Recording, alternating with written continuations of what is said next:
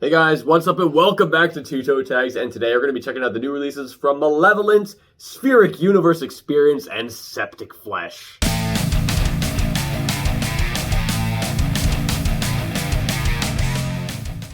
So 3 albums, I listened to 2, you listened to 2, so I guess we'll start with the ones that we listened to that the other didn't. So I guess I'll take the floor with Spheric Universe Experience. The album is called Back Home.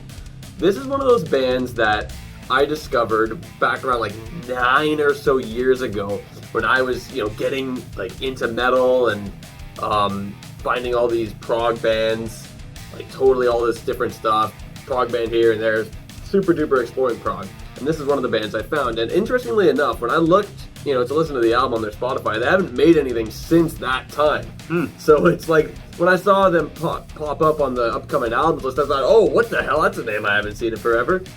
Interesting. So with this album, it's good. I enjoy it. And for the most part, though, it kind of just sounds like your average prog band. Okay. And I'm listening to it thinking, well, you know what? This is generally how I remember them sounding. But then there was a song called Rebirth, where near the end it goes into this rhythmic pattern that reminds me of The Mirror by Dream Theater, which is an amazing song. Love that song. And it bleeds into another song, kind of like how The Mirror bleeds into Lie. So those 2 songs kind of gave me like the 90s Dream Theater, like prog groove vibe. And I loved that. I'm like, whoa, this is sick. This is what I like to see. Last song kind of just capped everything off. I think it's most likely a concept album, so it makes sense to do that. The last song is like 9.5 minutes long, which makes sense for being the big ending song. But overall, it is pretty good. It's just that little moment near the end of those 2 songs were really the biggest highlight for me. Yeah, I didn't get a chance to listen to that one, but I have a couple questions for you. Is it clean vocal or harsh vocal? Clean. They do cleans. Okay. Like I said, it's kind of what you would expect from the average prog metal band. I would say they kind of sound like Circus Maximus. Yeah. But not like a 1-to-1. But I would say they're kind of comparable to Circus Maximus' sound. Okay, I get that. What about the runtime? Was it long or was it short? A little over an hour, like an hour 9 minutes. Okay, so it's a prog album. It's a real prog album. Well, yeah, it absolutely is. All right, some chunky songs. Okay, so Malevolence. I checked out Malicious Intent, brand new album from Malevolence. I've heard the band before, but I still really didn't know what I was getting into. I kind of expected something a little heavier than what I got. Now, not that it's not heavy. It's definitely heavy. I was expecting something a little more brutal death for some reason. There's the name Malevolence kind of evokes that to me. But I was getting a lot of vibes listening to this. It sounds a lot to me like Machine Head, but in different ways. It sounds a lot to me like Chimera. There's parts that really reminded me of As I Lay Dying. There's a lot of parts that reminded me of Pantera, Black Label Society. Like, I was getting a lot of vibes from this, going, wow, these guys are like picking elements, not on purpose, but just subconsciously, elements from different bands and making a new sound out of it, which is pretty cool in a way. It's got some good stuff going for it, good grooves. Okay, here's an example, a song that stood out, track number 3, On Broken Glass. The grooves in this song starts out really fucking cool, like very Pantera-esque I found. But then it gets into just circle pit music, like As I Lay Dying, like Pantera to As I Lay Dying. It bleeds right into that. If you can imagine that, that's kind of what this sounded like. And then, yeah, the verses are one, and then it was cool. I don't really know how to explain it. Track stood out.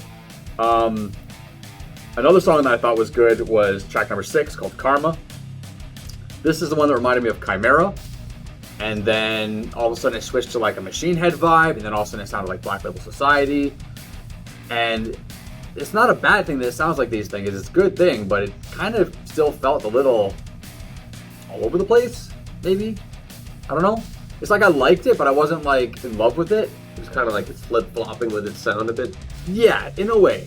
And another example of that is track number 5 called Higher Place, which is a clean vocal, soft song. And this isn't a good example of flip-flopping the sound because we do like when bands, add stuff like this to the album. But for me, I don't think this song had the intended effect that it was supposed to have, at least on me. It's supposed to be the soft song that kind of grabs you in the feels kind of thing, and gets you thinking, and the emotions and all that stuff. Didn't really hit me like that, so I feel like it missed the mark, and I feel like the vocalist doesn't really have the greatest voice, if I can say that. I don't know, his voice wasn't that good to me. I tried listening to it with headphones on, because sometimes that helps, but in this case, it didn't really do much. But to redeem that song, there's an amazing solo in that song. Really, really good solo. There's a couple features on the album. Matt Honeycutt, Matt Heafy both make features in different songs. Neither of those songs stood out to me at all. They were just okay. Were they featured properly? Because I know we've seen some features in some songs where it kind of is not used very well. Were they used well in this one? Matt Honeycutt, I'm not entirely sure where he was on the song because I'm not familiar enough with this band, Malevolence, or what band is he from again? Matt Honeycutt? I'm drawing a blank. I know it, but I just can't think of it right now. But anyways, I'm not familiar enough with either of them to know where the feature was. Matt Heafy, however, I'm pretty sure he was just vocals, maybe playing guitar too, but it was all harmonized stuff. So you never heard just his voice alone. At least I didn't pick it out. So yeah, it was okay. Maybe used not the best, but it's still there. It's still something extra for the album.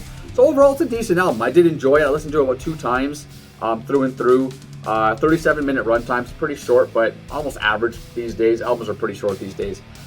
So yeah, it was all right. I'm gonna listen to it again. I'm gonna check it out more because I do think there's some content there that will grow on me. And I think the songs that have the clean vocals, because track number 5, the one I mentioned, is not the only one with clean vocals. There's other ones that have like clean choruses and stuff like that, which is basically where the As I Lay Dying vibe comes in. Ugh, I'm blabbing a lot.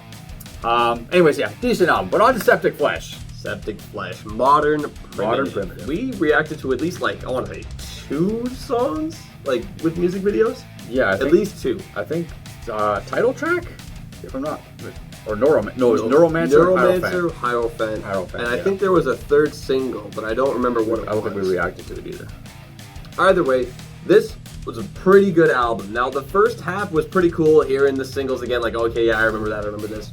But once Coming Storm came onward, this album became amazing. I found that it got heavier, the riffs were better, it was just pure evil, and I loved it.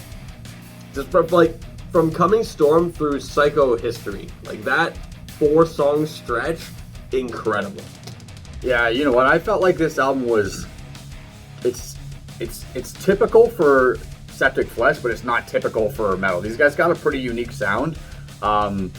They don't. There's not really anybody else that really sounds like this band, and the way they do their orchestration and their symphonic elements is very powerful. It's very pounding and very evil sounding. To the point where you feel like you're fucked almost, like some evil shit's coming, like you better get the fuck out of here right now because something's going down. Like it really evokes that type of fight or flight kind of response, just because it's almost like a movie score, right? It's just written and composed so well. But on top of that, the metal infused in it is just also awesome. You said the second half of the album was better than the first half. I agree, but I think there's a middle chunk that really takes the cake, and that starts at track 4, Neuromancer, Coming Storm, and A Desert Throne. So 4, 5, and 6, all 3 of those tracks fucking slay. They slap like a fucking angry mother. After that, track number 8, Psycho History, is another great one. There's only 9 tracks on the album. Again, this is a short one too, 38-minute runtime. So, especially considering it's a black metal album, you think those usually are drawn out a lot more, but no, this one's they can average. Be, yeah. So yeah, my only real gripe, and this isn't really a gripe, I guess. This is just me being a picky prick, I guess. But it's that they don't take any chances, right? They do what they do it very well. But I would like to see Septicflesh take a chance on something. I don't know what. I'm not saying, do a ballad or something like that. I don't know what, but I guess I felt like it sounded too much like the last album, which was what, Codex Omega? Yeah. Yeah, it sounded too much like that. Again, it's not a bad thing. That's a great album too. They do this very well. I just wanted something a little different, something to make this album stand out amongst their other stuff. At the same time, that makes this album really accessible for people who like Septicflesh already. Of course. If you like Septicflesh, you're gonna like this album. They sound as you would appreciate them to be. Exactly. One thing I find really cool about this band is that, they're a black metal band and they have all this symphony stuff, but the way they do their symphony orchestra just sounds different from the rest. It does. And you'd think in black metal, there's probably a bunch of bands that kind of sit in a similar pocket of how they sound with it. This one stands out, and it's really interesting. They do, and I feel like that's something that's changed and evolved over time, because I remember when I first heard Septicflesh years ago, I thought I was way more familiar with Demo Bulgur at this time, and they're very similar as far as styles go. I felt like they were much more similar back in the day, but I feel like Septicflesh has kind of branched out and are starting to do it in a different way, like TV Fish was just saying, and they kind of have their own unique, very unique symphonic black metal sound now, which is fucking awesome.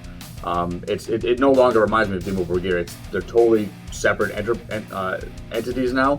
I mean, they always were, but I could just like for me before I could draw a lot of parallels. Now I can't so much anymore. Mm-hmm. They kind of branched apart, and I think that's mostly due to Septicflesh kind of refining their sound, evolving their sound in ways that I described earlier, like more evil, more powerful, just more movie-esque score kind of thing is how I feel when I listen to it, which is really cool. Yeah. With that being said, we are going to be checking out Modern Primitive as our review album. So next week we are going to review Modern Primitive. And we're going to be listening to this album all week to prepare for it. So that's all we got for you guys today. Remember to like this video if you liked it. Tell us in the comments below, what do you think of the albums that released today? We'd love to hear what you guys have to say. Subscribe if you guys are new. I'm TV Fish. And I'm Bob Self. We'll see you guys later.